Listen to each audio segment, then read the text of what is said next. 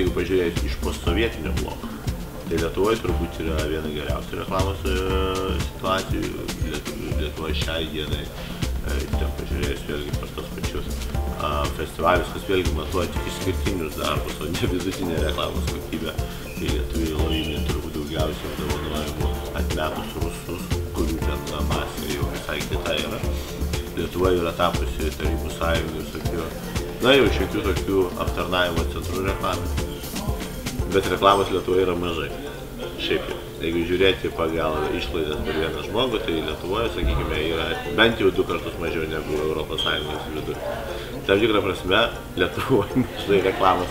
Nei vienas žiūrovas nesutiks su mano šitų teiginių, bet skaičiai žiūrint jas yra mažai. Tai Lietuvos žmonės irgi nekenčia reklamos. Kas turbūt pasako apie reklamos kažkokią tai estetinę vertę, pramoginę vertę, to, ko žmonės ieško iš žiniasklaidos kanalų. Reklama turi taip pat duoti tai, ko žmonės ieško iš žiniasklaidos kanalų.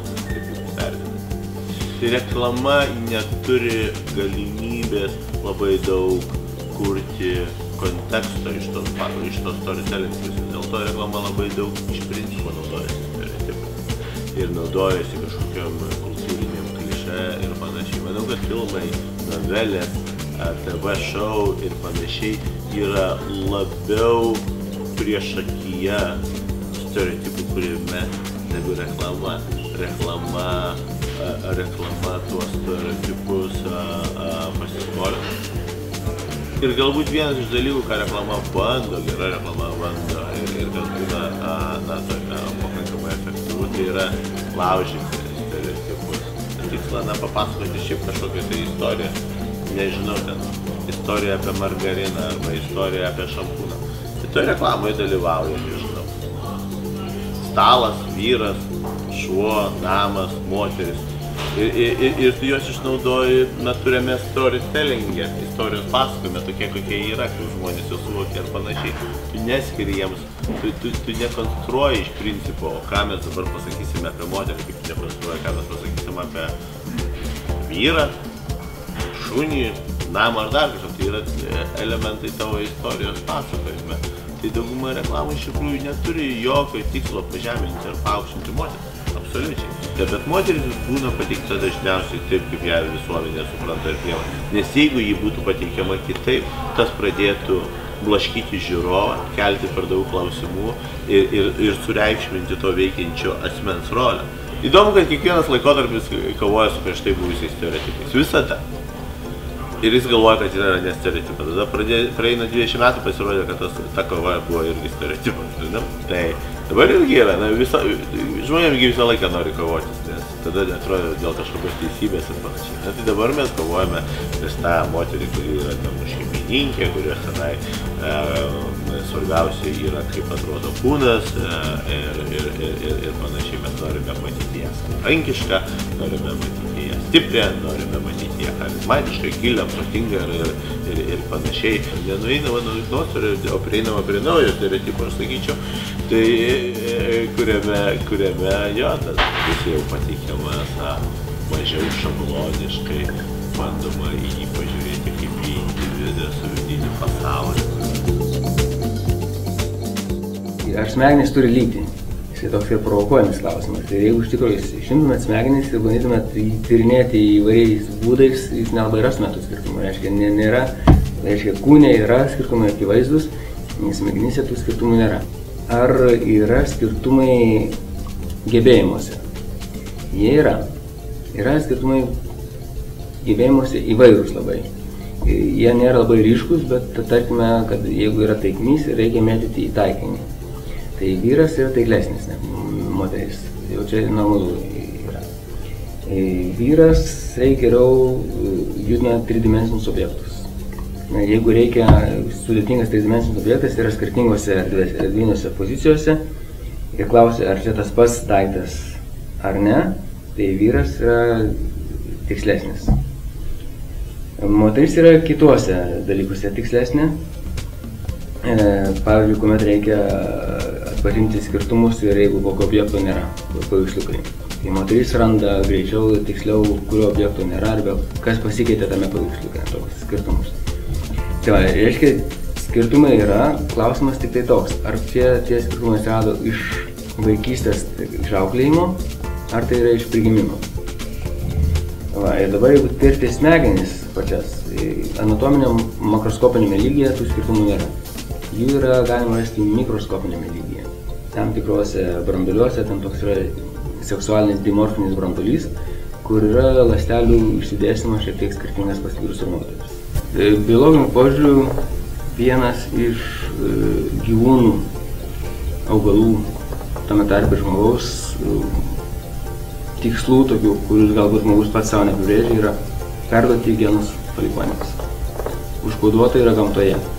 Reiškia, mes turime daugintis. Ir šitas partnerių išrinkimas, reiškia, arba savo informacijos genetinis perdavimas kitam palikuonims, be abejonių veikia mūsų sąmonėje labai giliai. Tiek giliai, kiek siekia gyvybės procesai. Ir šita informacija, jinai vienareikšmiškai yra gyvybiškai svarbi. Gyvybiškai svarbi. Labai svarbi mums. Tai šitie vaizdiniai, kurie susijęs su seksualumu, jie galbūt biologijoje jie neturėtų būti, gamtoje jie tai nėra seksualumas. Bet nepaisant, jie ypatingai svarbus yra. Šitas stimulas yra užkoduotas nuo pat mūsų gyvybės atsiradimo pradžios. Ir akivaizdu, kad tą galima išnaudoti labai subtiliai, paslėptai ir turbūt galim sakyti 100% tai veiks vienas žmogus. Dabar jeigu kalbėti apie neuromokslus, tai labai plati sritis, kurios ant tai yra žmogus. Ir galim sakyti, yra toks požiūris, kad jinai stovi visų mokslų centre. Ir biochemijos, ir biofizikos, ir ląstelės biologijos, kadangi kuomet mes kalbame apie mokslą, ypatingai patys sudėtingiausi organas smegenys, visi procesai ir biofizikiniai, ir biocheminiai, ir ląstelės biologijos, ir molekulinės biologijos vyksta smegenyse.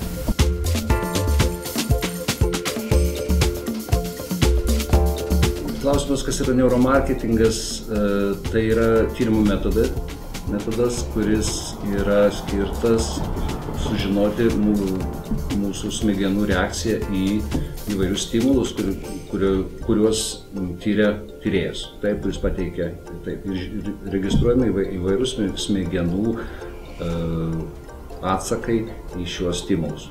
Marketinge emociniai dirgikliai pasitelkiami, tai yra panaudojant visas mūsų turimas 5 juslės. Mes turim 5 juslės, visada galime šie klausimą, šeštą jausmą, čia yra klausimas. Bet mes iš tikrųjų turime, mes matome, girdime, užuodžiame, liežuvį turime, skonį jaučiame. Tai visus savo marketingą panaudojame atitinkamai vaizdas ir garsas. Tai aišku, tai yra pagrindiniai dirgikliai ir jų kombinacijos, kurie yra skirti paveikti vartotoją. Tai gali būti, kaip reaguojame į reklamoje pasirodančią moterį, šuniuką, kačiuką, ar dar kažkokios sukomponuota reklaminį skelbimą, ar tai būtų statinė reklama, tai yra paveiksliukas, ar tai būtų reklaminis klipas ir panašiai. Taip kad ir tada galima iš tikrųjų daryti atitinkamai daryti tam tikrus priemonės, kurios veiktų, žinant, kad jos tikrai paveiks norimą smegenų sritį. Pirminis vaizdo apdorojimo signalas atkeliauja į pirminę regimą žievę, kuri minėjau yra pakaušinėje skiltyje, bet toliau vaizdas apdorojamas 30 arba dar daugiau skirtingų smegenų sričių, kurios išplinta į parentalinę skiltį ir į smiltinę skiltis. Ir vaizdo įvairūs aspektai yra analizuojami skirtingose srityse. Klausimas, kur viskas sujungiama, nėra aiškus. Įdomu tai, kalbant, ypatingai jeigu kalbėsime apie neuromarketingą, tai kad dalis informacijos, kurią mes matome, iš tikrųjų ateina į pasąmonę, mums nesuvokiant sąmoningai. Ir be jokių abejonių žmonės arba reklamų atstovai, kurie stengiasi kokį nors produktą parduoti, išreklamuoti, galbūt net ir nežinodami tas sritis arba tas funkcijas išnaudoja. Tai žmogaus smegenys sudaro bilijonai neuronų arba tų vadinamų nervinių ląstelių. Jos, vadinkim, yra elektrai laidžios ir tada, kada jos aktyvuojasi, sugeneruojamas labai mažas elektrinis aktyvumas arba tiesiog elektros srovė. Jeigu mes norėtume pamatuoti, tarkim, vieno neurono tą įtampą, kurią jis gauna, tai faktiškai būtų neįmanoma, nes jinai yra labai maža ir faktiškai jokiais neinvazyviais būdais, tarkim, tiesiogiai neprisilietus prie neuronų, to neįmanoma būtų padaryti. Bet jeigu mes galime sakyti, kad tie neuronai nesiaktyvuoja po vieną, jie aktyvuojasi tam tikromis grupėmis. Kiekviena iš tų grupių iš tikrųjų ir reiškia tam tikrą emocinę būseną. Tai gali būti tas pats džiaugsmas ar panašus dalykai ir galima sakyti, kad smegenyse tų neuronai aktyvuojasi tam tikromis grupėmis. Tai marketingo prasme turbūt pervertinti yra neįmanoma. Tai yra santykinai naujas metodas taikomas marketingo tyrimuose. Tradiciniai metodai, kaip mes žinome, tai yra klasikiniai, tai yra apklausa žmonių, eksperimentai, laboratoriniai eksperimentai, ten dirbtinėse sąlygose. Bet kiekvienu atveju, ypač apklausų atveju, mes turime ir tokį efektą, kaip žmonės atsakinėdami į klausimus, jie kartais juos atsako nedėmesingai, kartais jeigu klausimų yra daug, tiesiog mes ignoruojam, tiesiog mes apibrėžiam kažkokius atsakymus, daug negalvodami, ar tikrai mes elgtumėmės vieno ar kitoje situacijoje. O neuromarketingas iš tikrųjų skirtas tam, kad žmogus savo veiksmų, šiuo atveju marketingo prasme yra labai svarbu, kad jisai, vis tiek marketingo tikslas yra, kad žmogus galų galiai pirktų. Tai yra pirkimas, vartojimas tam tikrų prekių. Reklama, meninėm priemonėm bando įtikinti žmogų vieną arba kitą. Ir tos meninės priemonės jos yra tokios pačios kaip kinas, filmas ar novelė, kurią perskaitai, kuri kažkaip tai vienaip arba kitaip tave paveikia ir įtikina. Vėlgi, tas brutaliai paprastas skirstymas yra emocinė ir funkcinė reklama, ar ne labai dažnai, kaip žmonės kalba, vienas būna ir labai daug žmonių daro tą taip vadinamą funkcinę reklamą, kuri bando kažkokiais tai argumentais, produkto ar paslaugos savybėmis, išskirtinėmis įtikinti vartotoją, kad čia yra geriau. Tai yra matoma, kad vis dėlto žmonės priima sprendimus emociniu būdu. Ta prasme, žmogus pirmą turi norėti, o po to jis jau pats susigalvotų savo argumentus, kodėl kažko jam reikia. Ir daug ir viso to mokslininkus tais dalykais dirbančių teigia iš principo, kad žmogus neturi sugebėjimo objektyviai priimti sprendimą, neturi. Viskas yra, pirma yra emocinis fonas, aš noriu, nenoriu kažko tai, o po to jau susigalvoju, kodėl ten tas geriau arba man yra blogiau. Tai gal pavyzdys klasikinis jau tampantis, tai ką pavyko, nežinau, ar taikė Steve'as Jobsas, Apple įkūrėjas neuromarketingo principus, bet atlikus neuromarketinginius tyrimus Amerikoje, Apple obuolys priverčia švytėti, vadinkime, grubiai švytėti tas smegenų dalis, kai rodoma Apple ženklas, kaip ir žiūrint į Jėzų Kristų. Dievybė. Apple'as tapo dievybė.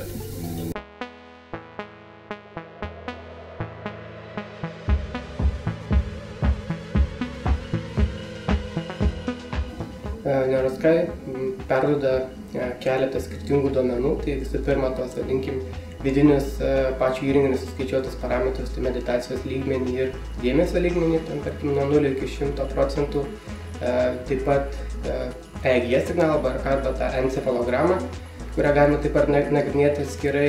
Iš gaunamos encefalogramos pats įrenginys suskaičiuoja tam tikrus dažnių intervalų intensyvumus, tai tarkim delta, alfa, beta, gamma ir panašius dažnius, kurie leidžia tam tikrus sprendimus priimti apie žmogaus, tarkim, emocinę būseną. Iš tikrųjų, jisai puikiai pritaikomas būtent neuromarketingo srityje, nes galima, tarkim, vertinti įrodomus reklamas arba vaizdus, gauti tam tikrus objektyvius duomenis, tarkim, realiai susijant su rodomu vaizdu, tarkim, netgi sekundę, o ne, tarkim, darant tam tikras apklausas ir vėliau tik tai gauti informaciją po kažkiek laiko, kuri gali būti jau pasikeitusi.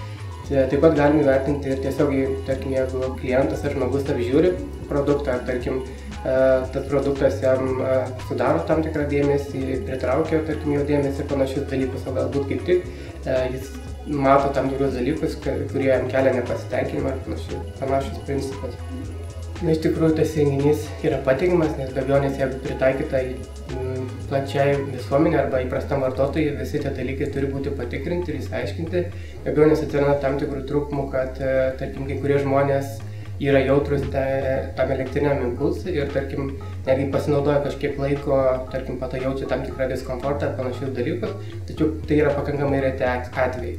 Dabar kalbant apie patį jo tikslumą, kaip to EEG signalo, tai iš tikrųjų yra pakankamai tikslu, nes atlikti tyrimai tiesiog buvo bandoma palyginti gaunamus EEG signalus arba elektroencefalogramą su neuroskairingu ir, tarkim, atlikus tą patį su medicinai pritaikytais, tarkim, sensoriais. Iš tikrųjų, tam tikra paklaida gaunasi tų signalų, bet jinai yra pakankamai nedidelė. Tai galima sakyti, kad tai yra